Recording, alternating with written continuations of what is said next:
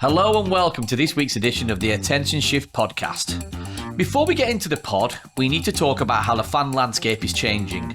According to the Financial Times, time spent on social media peaked back in 2022 and has been falling ever since. But if social is in decline, how are you going to stay connected with your fans? That's exactly why at Display we launched the Anonymous Fan Index. We brought together the leaders of sports business to identify the biggest gaps in fan understanding and a clear path for ensuring you stay connected to your audience. Welcome to The Attention Shift, a podcast where sports media gets debated like a VAR decision, passionately, longer than it should, and with none of us fully agreeing on the outcome. Hello and welcome to The Attention Shift. I'm Ed Abbas. I'm Jo Redfern. I'm Lee Radbourne. That's a relief, we're all here.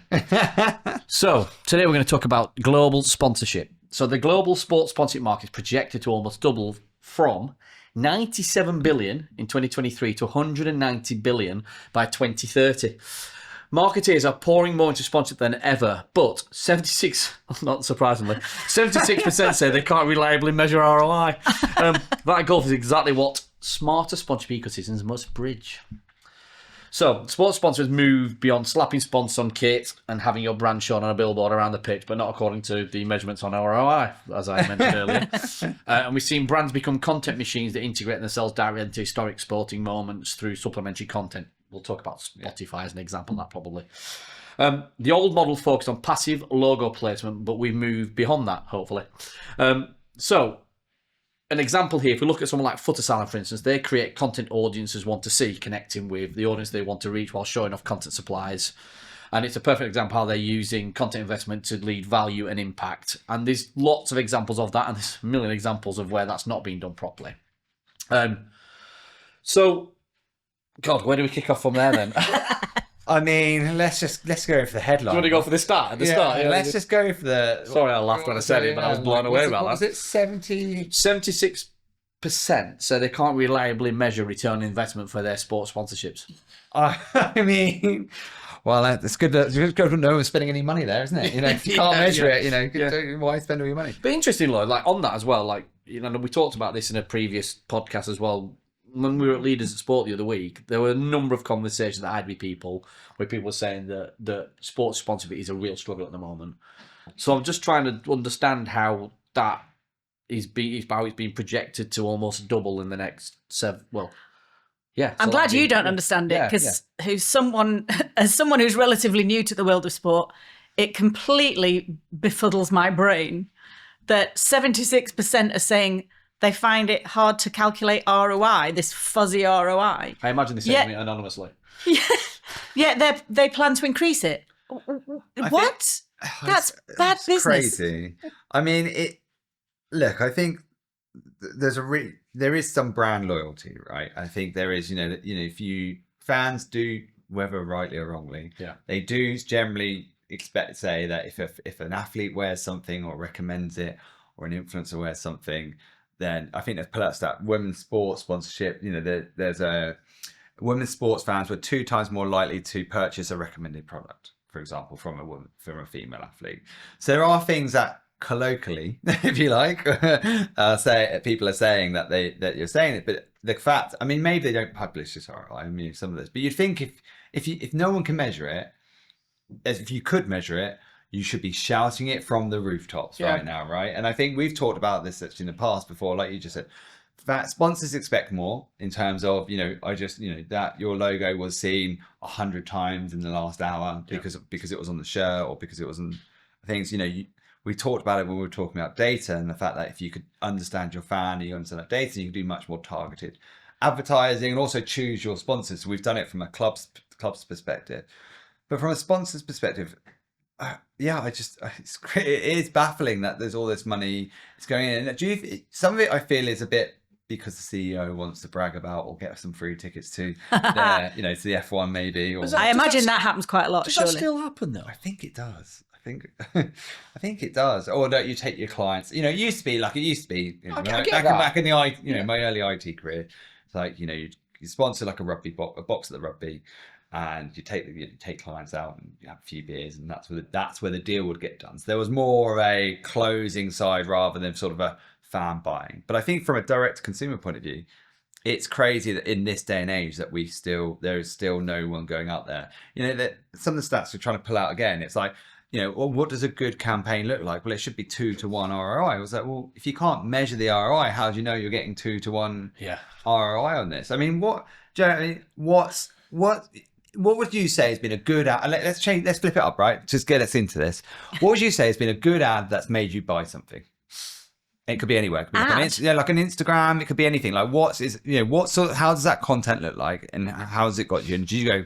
Because my wife gets not necessarily sponsorship related then. No, well, because my wife gets Instagram shopped all the time. She'll watch a video, for example, and she'll go. So do I. And she'll go, well, you know, it's about some new makeup thing or something. And that is basically, in essence, is a sponsored activation that generally is working really well. And if we take that as a good example, then let's try and work that back to sports. And is sports doing the same thing? I'm gonna answer your question with a sports example, only because it's something that I've seen on my TikTok today, and so it's fresh in my mind.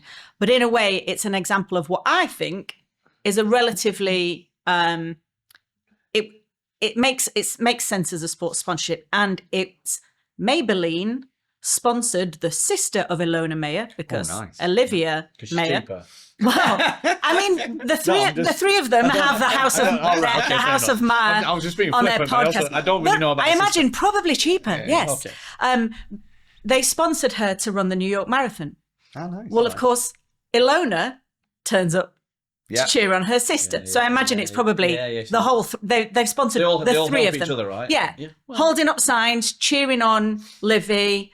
It's got Maybelline branding. I mean, you know, Ilona Meyer's famous for her red lippy when she's out training. That, to me, felt quite, natural, engaging. Yeah. She's, you see that her run out on the field with red lipstick. She likes to get glammed up, even though she is, very kind of body positive and talks about how beautiful her strength is. Her sisters, too, really engaging. So that, for me, was marathon running. She's been training for it for a while. Maybelline, nicely, sensitively, but kind of authentically embedded in that piece of content. So that struck me this morning as being something that didn't feel too forced, too salesy, pretty good. You're like, she's run a marathon. So they Kudos still to have her. the same tagline. Maybe she's born with it. Maybe it's Maybelline. Not that I saw. But I just thought that was a really good example of how they used somebody in sport. So interesting, there. But how would you measure ROI on that? The way you have answered ultimately the sports sponsorship question on that, right? Because you were just asking about a brand, and actually you've gone and found it, because it is, you could argue it's a sports sponsorship just done in a different kind of way. Yeah. But how would you measure our ROI on that? Well, again, I don't know. I'm not a sponsorship expert, and I am slightly fuzzy myself on how it works in sport. If she was wearing a QR code on her bib that says you got sponsor and donate me now. But let's assume she wasn't doing that though. How do you measure it in terms of, because there's an obvious way they'll go, look, if I was going to do ads on Insta, it would cost me X. Yeah. I got that much reach engagement on Insta with this, it was Y, and they'll probably go, that was 2 times what it would have cost me if I'd done it normally. That'll be the simple way they'll do it.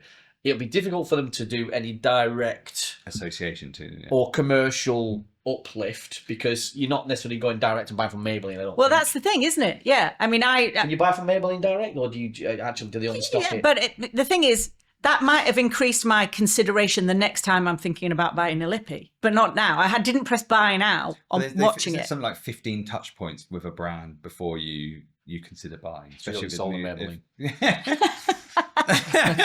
He's just kept it front of mind. Yeah, but I think that's the problem, is that you used to be able to get away with saying your brand was it's 15 touch points, or your logo was seen X amount of times in the space of an hour, and we were joking about the sponsorship costs of, and sponsoring an F1 car earlier, and that, how much value does that do? Or actually my team's Man United, as I've said many times, how many people who watch Man United play are team viewer buyers? Who's going to go out there and buy team viewer based on that? It's a very niche. Also, it's the same with Atlassian sponsoring Williams F1, which Atlassian's Jira, right? So what is Atlassian? Atlassian own Jira. Jira is a project management software used for software engineering. I don't know. Like, are the people who are buying that necessarily connected into F1, or actually are they using it, like you said, to take lots of people into hospitality experiences? Like, I honestly don't know what they're doing, but it's a similar kind of thing as TeamViewer. At Man U. And that was the issue. I think that was the issue, you know, with the TeamViewer. I think when ultimately the CEO got called out on the sort of TeamViewer sponsorship for Man United, they sort of spent a lot of money and the company was losing money. Yeah. And actually it was bad. It was arguably a bad deal because it's marketing. So there is bad examples of bad deals. I was trying in preparation for this. I know, and that's the thing. I think this is probably a nice way to segue into the Spotify stuff because it's probably the only deal. I was trying to do some research into who's got the biggest sort of ROI in history, and it's like, again, no one says that there's advertising. Again, they reference things like NASCAR. Obviously, you get good truth, but again, publicly information is not done. The only one I could find was around women's sports stats, which was people likely to buy, and that's just people on fan survey saying 2.8 times more likely to buy. That doesn't tell you actual sales revenue. And I think it depends on how you look at sponsorship, I think. And I think if we're just talking about does sponsorship to give you a direct increase in sales, or marketing generally is quite a hard thing, or are you putting this sponsorship? It's a good question. What is the ROI? Are we? Yeah. I mean, has it typically been valued in just sales uplift? Because is there maybe value in sponsorship that isn't such a hard metric? Yeah, I think it'd be difficult to argue that sports sponsorship's not worked for Red Bull. No, yeah, and they didn't start out well. I guess how long have they been doing F1 now, Red Bull?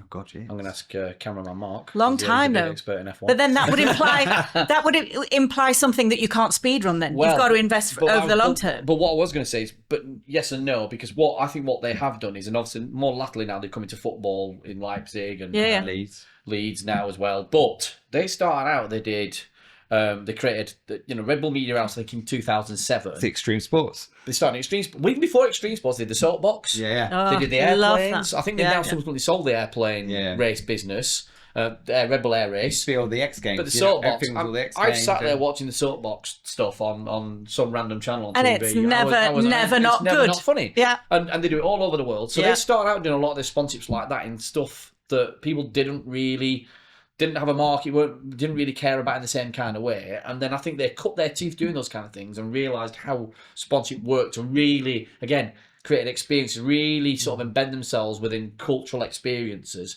Then they started, obviously they were already doing the F1 at that point, but then they started coming to other stuff too. And I think they've used those things, like I said, they went to Extreme Sports to really mature how they activate sponsorships. It's interesting, actually. Now, you don't see a lot of advertising anymore. Just before you say, I'm going to jump in because producer Will has just sent a really interesting quote from the Red Bull co-founder. "We do not bring the product to the people, we bring people to the product. We make it available to those who love our style, and they come to us. Red Bull's not a drink, it's a way of life," which is what you've just said. I only ever have it with vodka. So, that's your way of life. That's a funny thing. It's a rarity. I knew someone who worked for Red Bull, and they said you are not allowed, if you work for Red Bull, you are not allowed to mention vodka. Really?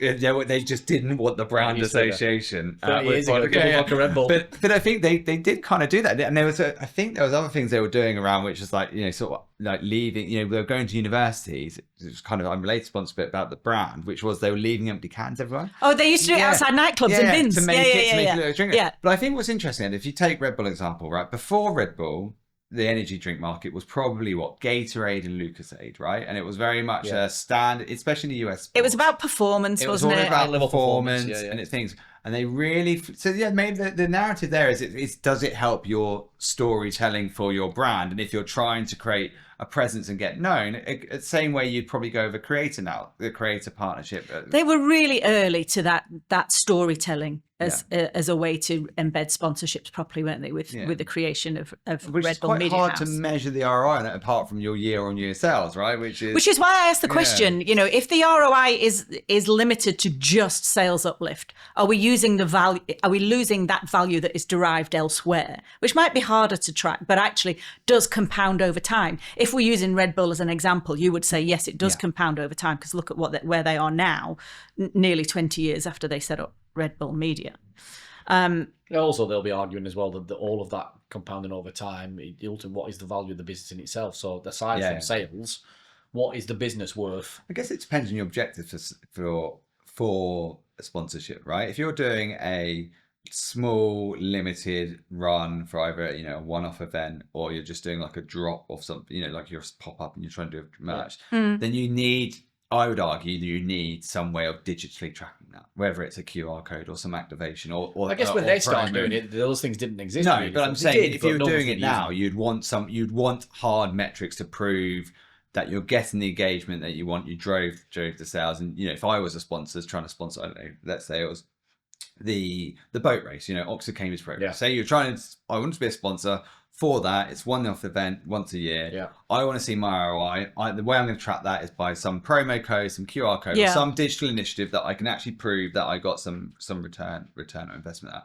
If you're looking at like a sports front and shirt sponsor, I think it's probably a nice way to segue into the Spotify one. When we've talked about this before, about when Spotify did the deal with Barcelona, and Barcelona went, "We got 1 billion fans," and Spotify went, "Show us," and they went, "Oh no, we've only got 300,000 fans in our database," and the deal was done for $307 million. And now they've just renewed it, right? They've just renewed it recently. It's gone up 64%, so $460 million, I think, top of my head. Actually, without checking my stats, that's quite impressive. But their stadium isn't finished. The team's been in a bit of a flux, you could argue, in recent years. But when you look at what they've done in terms of building, we take the Red Bull example of building cultural moments around the different, the Coldplay shirts or the Ed Sheeran shirt or the Drake shirt, and all the collaborations that they're doing with these artists. That's not apart from the direct merch, which you'll get, for buying a Coldplay shirt, sponsored shirt. It's about creating that brand storytelling, a brand thing. So that's a longer term deal. That's a 10-year deal where you can have that longer view on it. So that maybe there is the incremental measurement on that is reach, ultimate subscribers, but you will see it in the merch sales that you'll get in the spiking for those. Yeah. And in terms of, is it the other thing that I want to pick up on is you just said it depends on your objectives. I do wonder as well if for some sponsors it's also a defense. Yeah. Because if they are sponsoring, it means that their competitors can't. Yeah. And I do wonder if some of them that have been a sponsor for a certain team or race for a long time, they're almost locked in because the moment they move out, one of their competitors is then front and center. So in a way, it's a defense mechanism as well. I think that's a good segue into Hot Take Huddle, especially because you two are doing it together. Oh, no. Right then. So we're back for the Hot Take Huddle, and I'm not in the hot seat this week, so I'm delighted. So the question is a sponsor better creating a new league or game, or are they better off sponsoring a sporting property? I.e., if they create something and own it themselves, do you think they'll get more value than if they are sponsoring something that already exists? So who's going to go for creating a new legal game? You mean Joe Blocks in the corner? Joe Blocks. Right, which means you're living by the status quo. Yeah. Right then. So who wants to go first? Go on, I'll go. Right, Lee's going to go first. He's going to try and own this. I'm going to try. It's a hard one to own. Will, but I'll 30 take seconds it. on the clock. And away we go. I think you're better off going for an existing league or federation or game, because if you've got in essence, you've got guaranteed reach. If you're going for something like the Premier League, you've got guaranteed audiences, or like the World Cup, you're guaranteed to see that. Also, you can create the best thing in the world and no one ever sees it. There's so many great examples of technology that's been done or seen, and it's not a guaranteed audience. Whilst you might get better ownership, you're not guaranteed the reach. So your exposure is better off for that. Okay. Well done. Will's alarm's so angry. He scares me. You did a lot better than I did last time on this. 30 seconds is not long, is it? It is when you don't know what to say. For a change, yeah. Right then, Joe, you're creating a new league or game. 30 seconds on the clock, starting now. Okay. My thesis is that sponsorship money would be far better invested in creating a new type of game. For example, let's think about Dove. So if Dove created a ball league version of netball, for example, they get to own the IP. They can scale and monetize that IP however they want. They don't need to rent the eyeballs from somebody watching someone else's team or league. And then they get to own all of that data. That will inform their own products. But it also means that they have a much closer relationship with their consumers.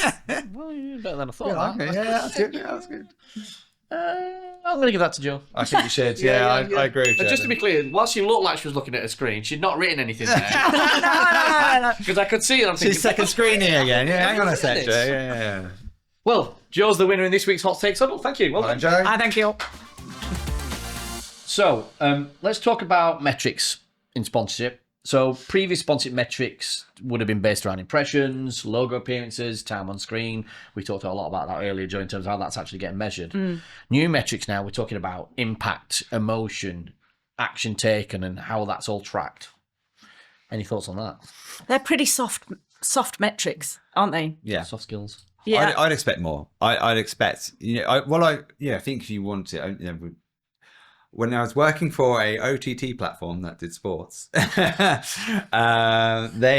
did the McDonald's Monopoly campaign, and that generated 1 million subscribers by giving out promo code, and that's trackable because it was a gift code. You had to enter it in, obviously through the McDonald's Monopoly activation, and that's trackable, and that's what I think in terms of metrics. Now I think that's what sponsors go through to. It's the classic conversion funnel that no one likes to talk about anymore, which was, you got this many people view the page, you have this many people click through, there's sort of the drop-off rates at each point, but ultimately some measurable return at the end of it that you can actually put your hat Which is fine because it's measurable.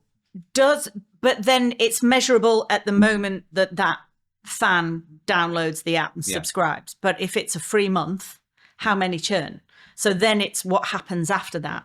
We were talking about new metrics are action taken. Well, action taken is immediate, but if it's not sustained, or if that action is then undone after a month because you've got to start paying, does that make your sponsorship effective or not? I would argue not. Yeah, I guess that they'll have a view though of that ultimately we know, or they'll have a target of how many they want to acquire from the initial action, but also a target of what they want to retain thereafter, right? And because you're always going to get churn from that initial act, but the fact that they managed to drive people into it is a success as a starting point, and then again whatever churns after that. So it's part of this issue with measurement also, though, because retention's not on them at that point, right? Well, this is it. Lies, damn lies, and statistics, isn't it? Because they're about initiating, if it makes a good press release, yeah.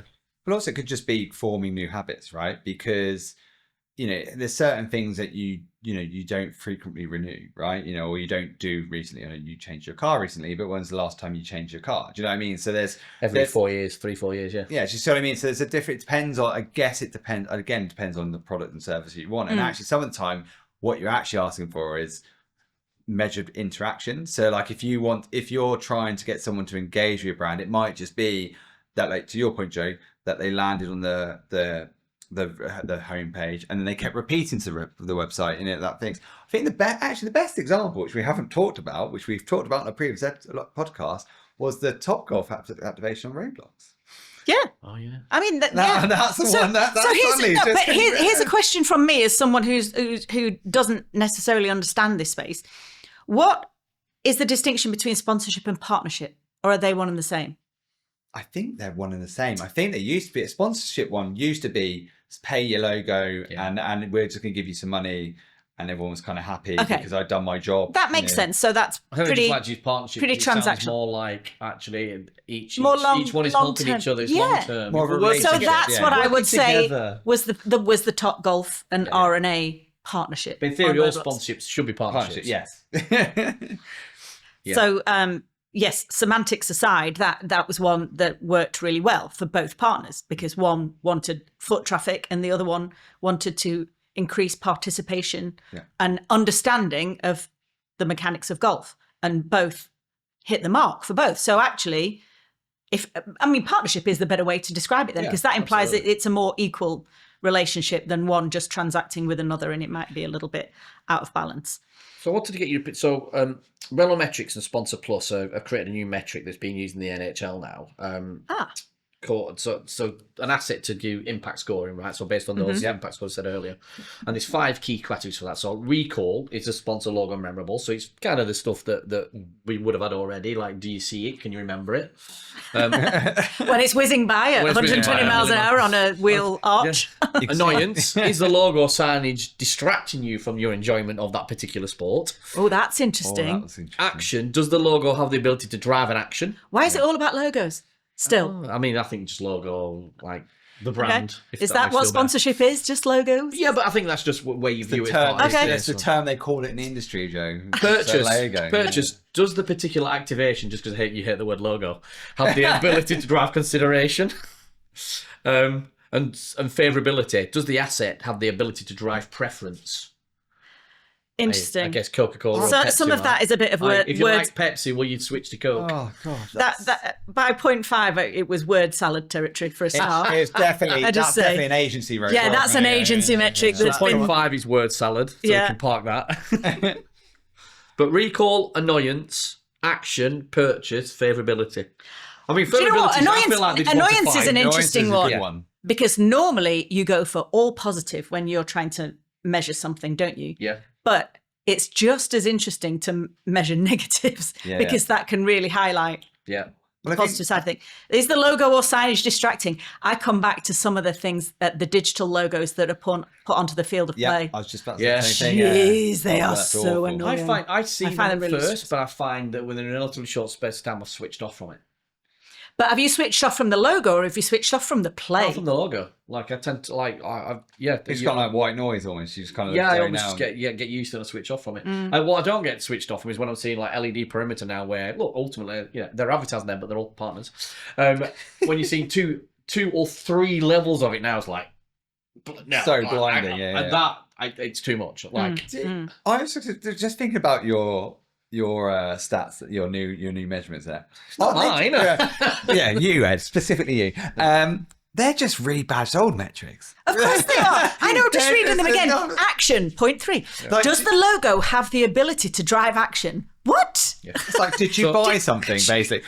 Surely that was in marketing books from 25 years ago. But it's like, did you see it? Did it piss you off? Did you buy anything? I think the one that... Did it make you do anything different? Okay, we've just invented our own metrics. Sentiment analysis is an interesting one because I think that's probably a newer metric, which is like, what do you feel about the brand and social brand? People try and do that now, but I think there are ways that you can try and quantify this more, especially with things like social media and the way that you can track likes. Now, likes is obviously a vanity metric, but you can definitely see, especially with AI now across like X or Twitter, you can see what people are saying about a brand. So if you do an activation or an advert and it doesn't resonate, you're going to know very quickly, which gives you that sort of sentiment. So it's going to see how do people feel about it.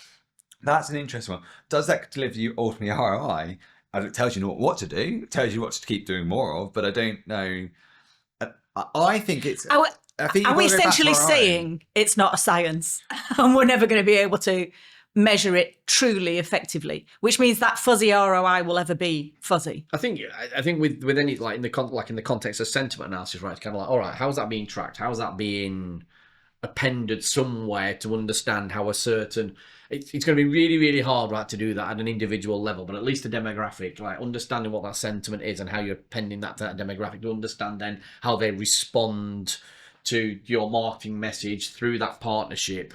I think, look, we're doing an anonymous fan survey at the moment, and we're trying to understand that from rights holders in terms of how are you tracking all of these things that are going on, whether it's for yourself or whether it's for the brands that ultimately sponsor what you're doing. There's got to be some kind... It's pointless doing these things in isolation, right, if you're not then appending it to your actual audience. But often these things happen like that, and they're in silos. Do you think it's going to... I mean, it's interesting because you've talked before about everyone, the leaders, saying it's a worrying time for the sponsorship market. We've just read a report that says the value is going to double. Actually, what if it doesn't? Like money's getting more expensive. People's somebody's going to have to give somewhere.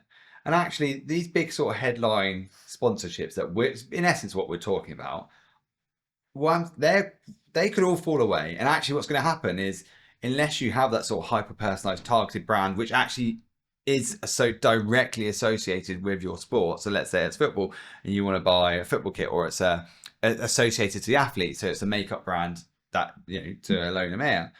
Those are things that are going to stick. But everything else, these kind of like team viewer type sponsorships, or that don't really resonate, that don't really have a target audience with your fans, isn't that money just going to go away? You'd almost be better just sticking a QR code on the front of the football shirt. You should do. Do you know what? Do you know how much activation you get for just putting a QR code? I do wonder as well how much of the sponsorship money is just because they wouldn't know what else to do with it. Or they have to get it off their P&L. Yeah, they have to spend it somewhere. Yeah. Well, that's deep. Profound. On that note, they could give it to us. Yeah. And we'll create you a podcast. I'm not sure we can track it though. Cool. So, any thoughts to wrap up today's episode? I mean, word salad aside, at least somebody is having a go at trying to figure out how you measure the ROI on this, given that most people don't seem to know how. I like the annoyance what it is. one. I like the annoyance one. Yeah. I think it's worth looking at the negative side as well as the positive. I'm still a little bit confused as to what sponsorship is, if it's increasing at such a rate and marketeers are saying, yes, we're going to increase our investment in sponsorship.